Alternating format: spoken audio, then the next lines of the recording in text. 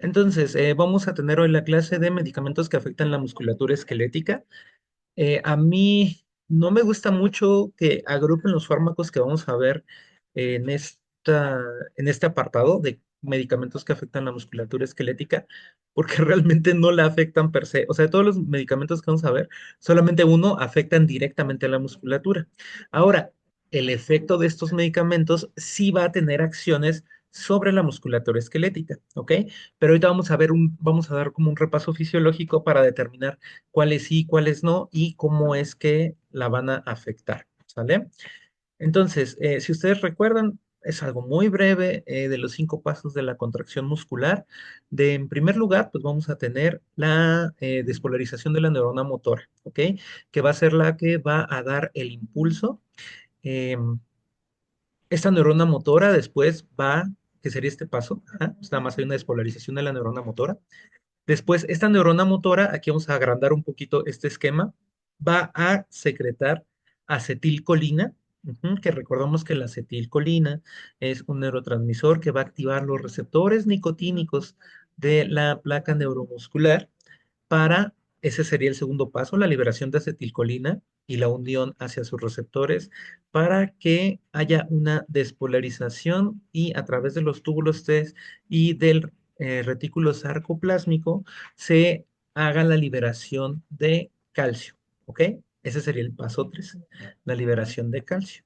Después, el paso 4 es cuando el calcio se va a unir o más bien va a pasar hacia el espacio intersticial del miocito, y el paso 5 va a ser cuando el calcio se une a la troponina y se va a producir la contracción muscular, ¿sale? O sea que se van a cortar, si se acuerdan de este esquemita de la troponina, que cuando se une el calcio se recorre, entonces se acorta la fibra de troponina y cuando se libera el calcio, pues se relaja y se vuelve a hacer hacia el otro lado, pues así sería el quinto paso, ¿ok? Entonces, prácticamente los fármacos que vamos a ver en en este, en esta presentación, pues van a ser fármacos que van a actuar en el paso uno, el paso 2 y el paso 3. Los que actúan en el paso 3 pues esto sí sería un fármaco que actúa sobre la musculatura esquelética, ¿vale? Pero el resto no va a ser así. Entonces, ¿Podría vamos a repetir comenzar. rápidamente los pasos, profe? Sí, el primer paso es la despolarización de la motoneurona. El segundo, que sería se despolariza la motoneurona, o sea, pasa un potencial de acción, se despolariza. El paso 2 es la liberación de acetilcolina. 3 es la activación del túbulo T y el retículo sarcoplásmico.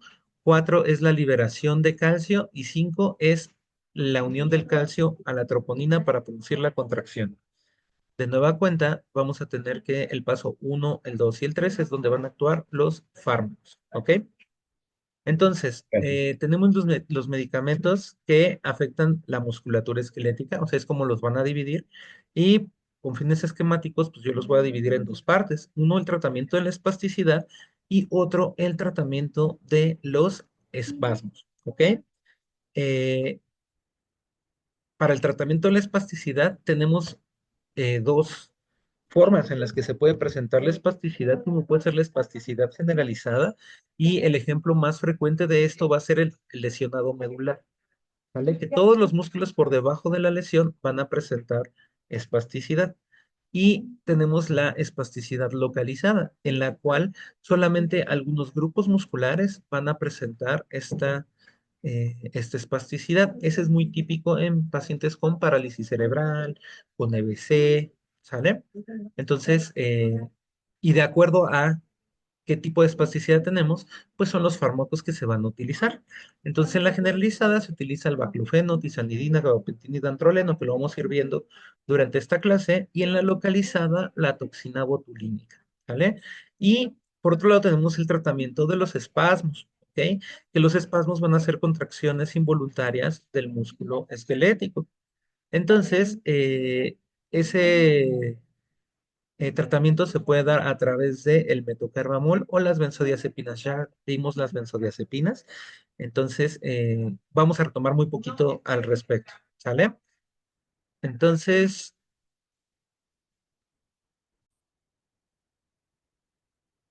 Entonces, vamos a tener el concepto de espasticidad, ¿sale? La espasticidad, aquí le estoy dando una definición que va a ser una definición fisiopatológica, que va a ser la que nos va a ayudar para entender cómo es que van a actuar estos fármacos. La espasticidad es una exageración del reflejo miotático asociado a un fenómeno de hiperexcitabilidad espinal porque se pierde el control inhibitorio de las vías supraespinales. Entonces, si ustedes recuerdan sus clases de control motor, tenemos eh, ciertas neuronas que van a fungir como inhibitorias del movimiento, ¿ok? Y de los arcos reflejos. Por eso cuando nosotros tenemos una lesión de la neurona motora periférica, perdón, central, se produce esta inhibición y lo que o lo que se produce es que siempre va a haber una excitación, ¿ok? O sea, va a predominar la excitación y esto es parte del síndrome de neurona motora central. Tenemos varias fases de la espasticidad, la cual va a ser, en primer lugar, va a ser una fase inicial en la cual va a ir aumentando poco a poco el tono de los pacientes.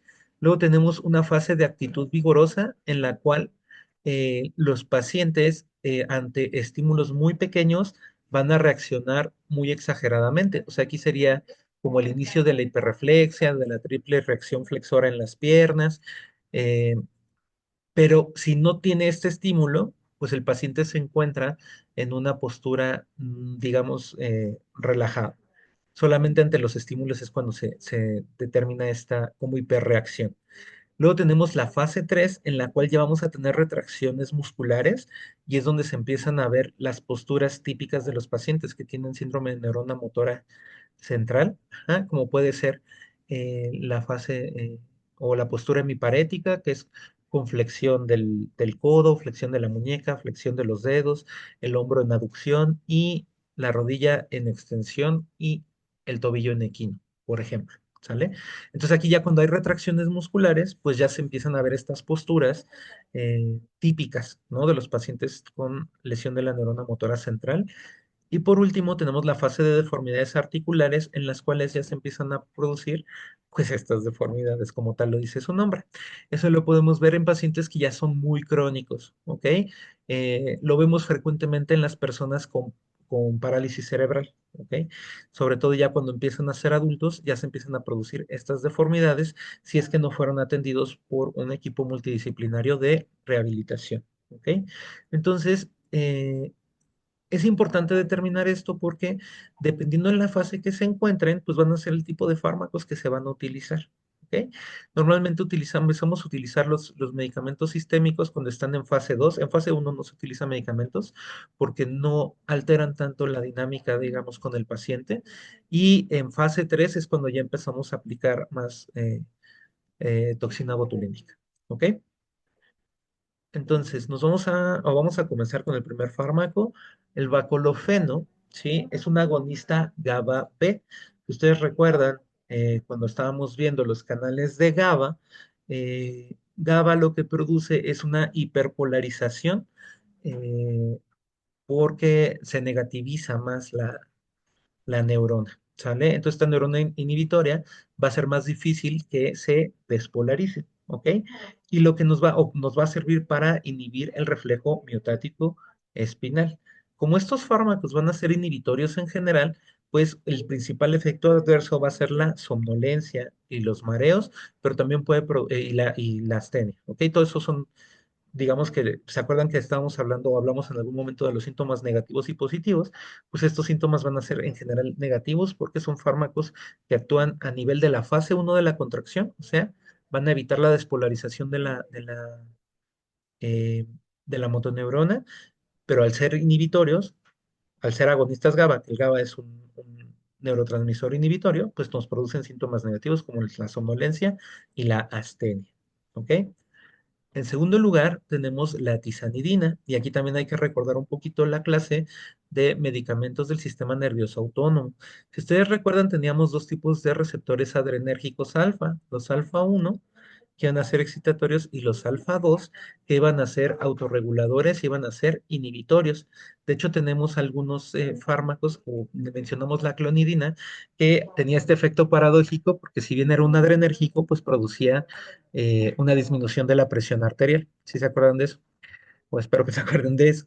La tizanidina va a ser un agonista alfa 2 selectivo, y como mencionamos que estos alfa 2 van a ser inhibitorios, pues va a disminuir la secreción de neurotransmisores excitadores, ¿ok?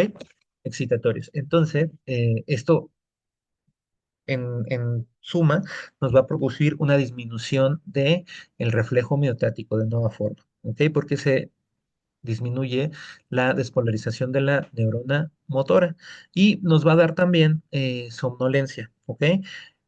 Nos va a dar somnolencia, pero también aquí podríamos darnos hipotensión. Entonces, esto puede ser de importancia para el tratamiento de nuestros pacientes que están deambulando, ¿ok? Que se les está dando tizanidina.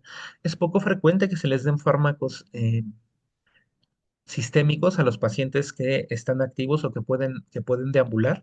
Normalmente se reservan hacia pacientes que son ya sea de custodia o con lesiones medulares, pero pues si llegan a tener este tipo de pacientes, pues hay que tenerlo en cuenta. Luego, y de igual forma, pues la tizanidina va a actuar en la fase uno, ¿sí? Que es la despolarización de la neurona motora. Luego tenemos la gabapentina, que la gabapentina va a ser un análogo de GABA. A diferencia del baclofeno, que es un agonista, aquí la gabapentina solamente es un análogo de GABA, y va por un montón de mecanismos bien, o sea, bien especializados. Se han visto más de 5 o 6 mecanismos de acción del GABA.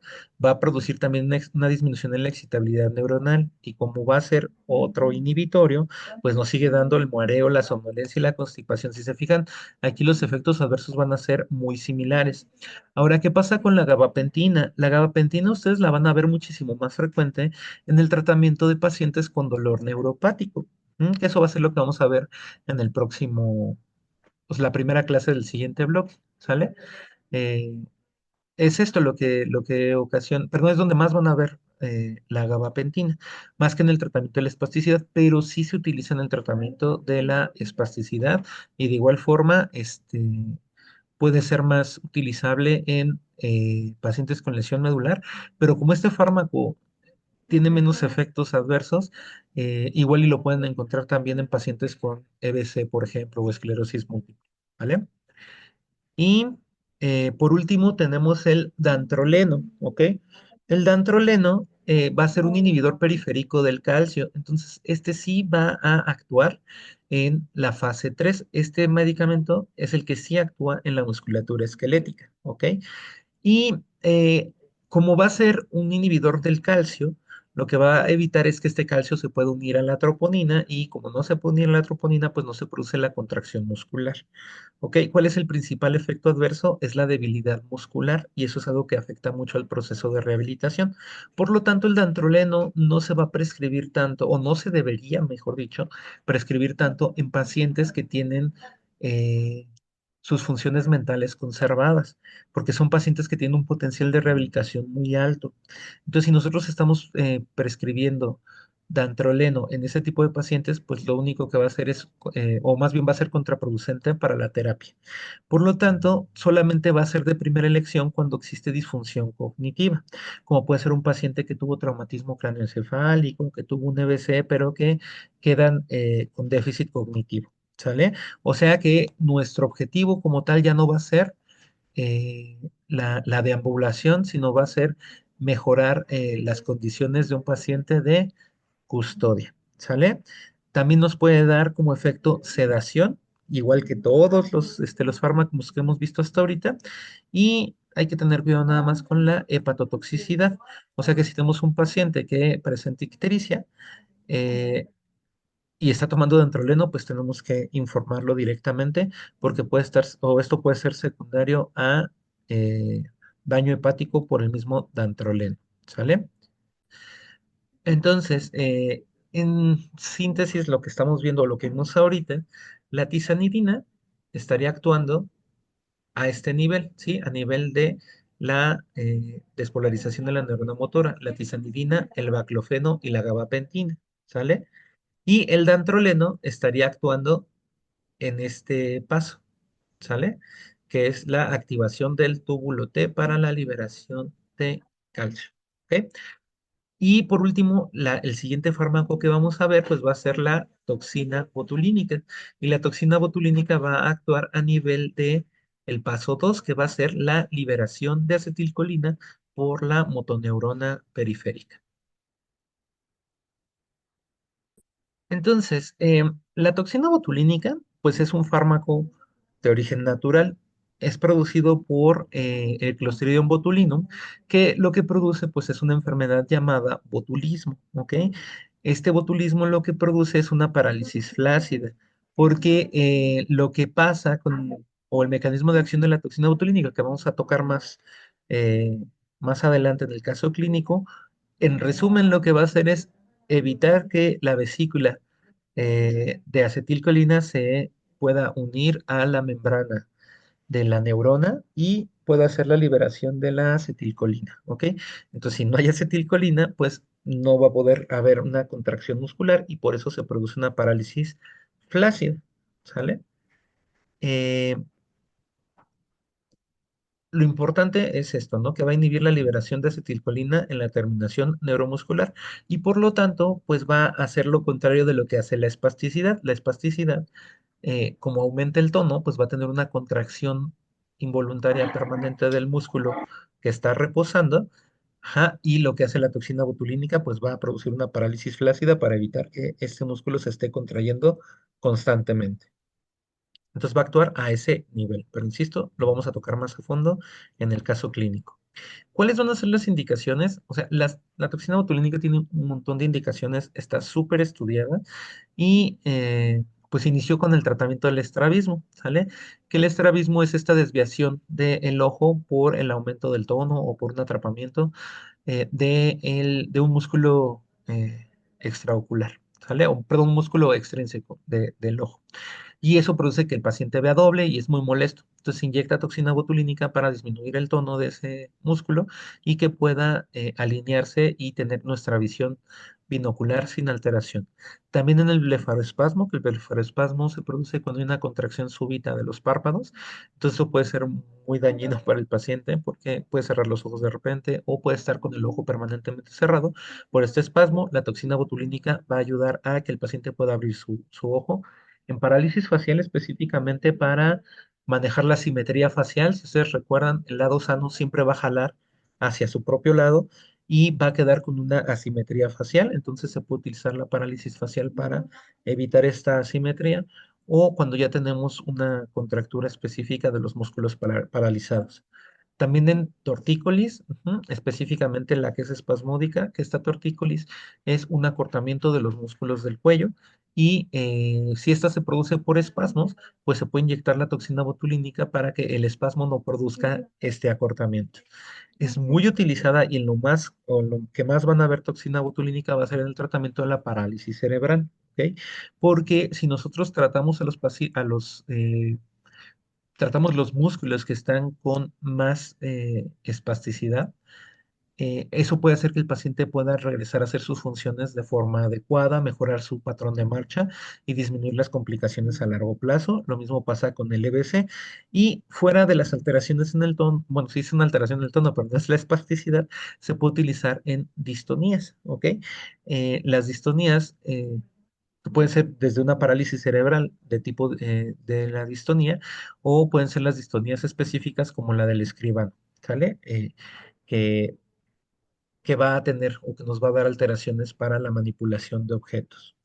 Tenemos tres marcas principales, o sea, ya cada vez hay más marcas, pero las que ustedes más van a poder ver van a ser estas tres, que es la Xiaomin, el Botox, que ese fue el medicamento de patente inicial, y la Dysport, ¿ok?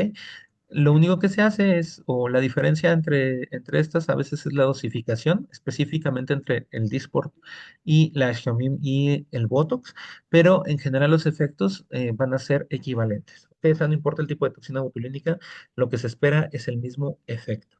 ¿Sale? ¿Qué es importante de esto? Que la dosis va a depender del tamaño del músculo. O sea, no es lo mismo tratar un músculo extraocular extrínseco del ojo, que es muy pequeñito, a tratar un cuádriceps, ¿no? Que es un músculo muy, muy grande. Por lo tanto, la valoración tiene que ser minuciosa de alguien que sepa valorar pacientes con espasticidad para determinar, de acuerdo a esta valoración clínica, cuáles son los músculos que se deben de tratar para mejorar la función. ¿Ok? Y en función me refiero tanto al patrón de marcha como a la manipulación de objetos. ¿Ok? Em, la duración del efecto de la toxina botulínica va a ser de 4 a 6 meses, teniendo en cuenta que el uso de ortesis y la fisioterapia, pues va a prolongar más esta duración del efecto, ¿ok? Y algo que es muy importante es que normalmente nosotros aplicamos toxina botulínica para que realice fisioterapia el paciente, ¿ok? Salvo en algunos casos de dolor, en algunos casos de espasmos, o sea, en general es dolor. Nosotros casi siempre aplicamos toxina botulínica para que para que el paciente pueda realizar terapia física y terapia ocupacional y así rehabilitarse de forma adecuada. ¿Sale? ¿Hasta aquí alguna duda?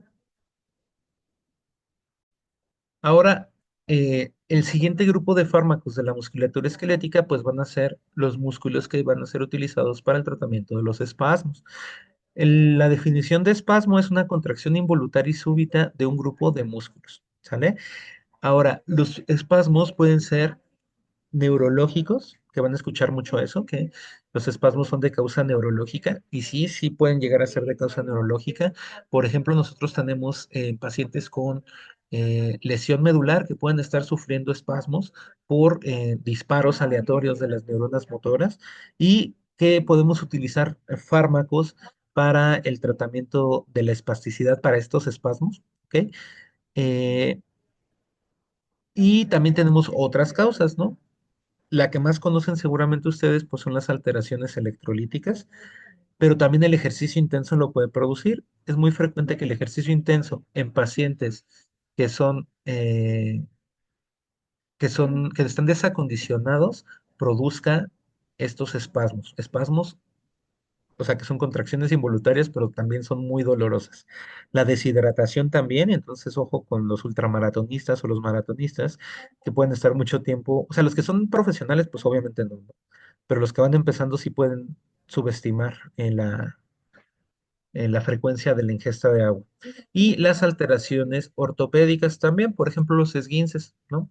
Los esguinces van a producir espasmos como mecanismo de protección. De hecho, existe la teoría del espasmo, dolor, espasmo, que lo que produce es que el dolor te produce un espasmo muscular para evitar más lesiones, pero a largo plazo estos mismos espasmos son la misma causa del dolor por la inmovilización y la rigidez, ¿ok? Y entonces eso produce más dolor, lo que produce más espasmo y se realiza un círculo vicioso del cual tenemos que hacer una intervención como para romperlo, ¿sale? Entonces aquí tenemos dos medicamentos principalmente. El primero es el metocarbamol, que ese es uno que van a ver muy frecuentemente porque se utiliza bastante todavía.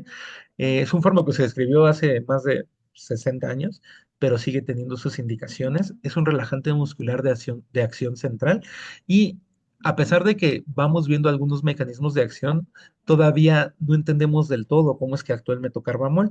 Una de de lo que se ha investigado es que inhibe la acetilcolina en el sistema reticular activador, ¿sale? Este sistema reticular activador, pues es uno de aquellos de los que nos despierta. Por lo tanto, cuando se inhibe, pues se puede producir somnolencia, ¿ok?